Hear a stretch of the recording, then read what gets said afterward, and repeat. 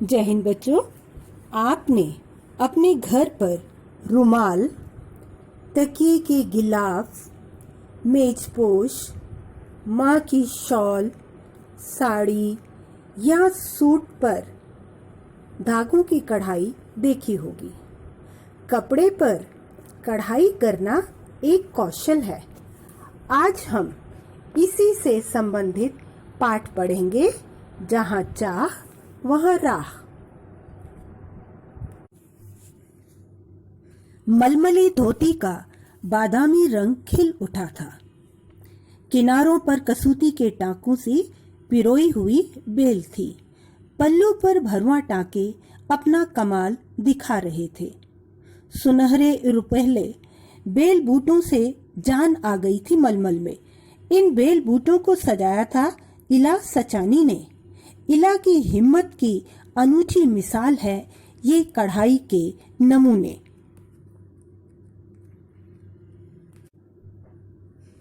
छब्बीस साल की इला गुजरात के सूरत जिले में रहती हैं। उनका बचपन अमरेली जिले के राजकोट गांव में अपने नाना के यहाँ बीता। सांझ होते ही मोहल्ले के बच्चे घरों से बाहर आ जाते।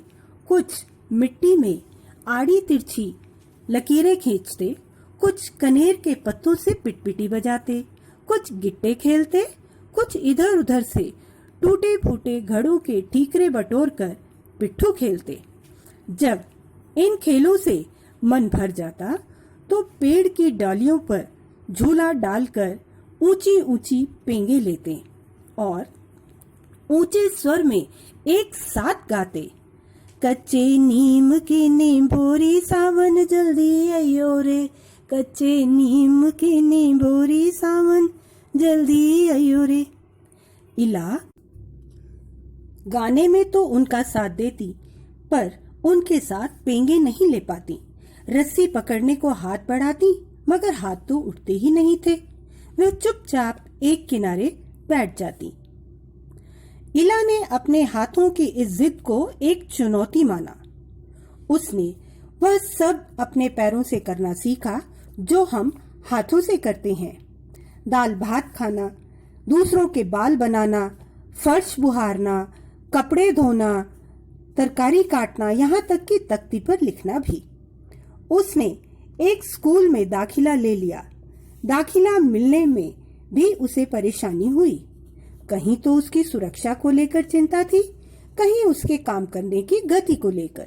किसी काम को तो वह इतनी फुर्ती से कर जाती कि देखने वाले दंग रह जाते, पर किसी किसी काम में थोड़ी बहुत परेशानी तो आती ही थी। वह परेशानियों के आगे घुटने टेकने वाली नहीं थी। उसने 10वीं कक्षा तक पढ़ाई की, परंतु वह 10वीं की परीक्षा पास नहीं कर पाई, क्योंकि लिखने की गति धीमी होने के कारण वह प्रश्न पत्र पूरा ही नहीं कर पाती थी। पर यहाँ आकर सब कुछ खत्म तो नहीं हो जाता ना।